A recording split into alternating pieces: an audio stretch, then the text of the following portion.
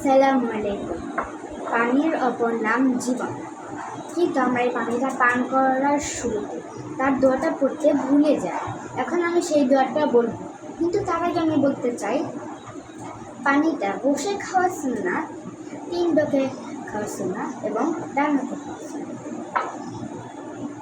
এখন আমি সেই দোয়াটা বলে পানিটা পান করবো এবং পানি খাওয়ার শেষে আলহামদুলিল্লাহ বলাটা সুন্নাত।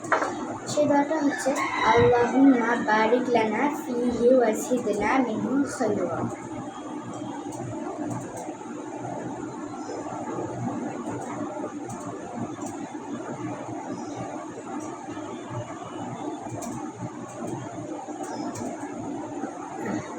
Alhamdulillah. Learn something good, teach something good. Assalamu alaikum. Allah Hafiz.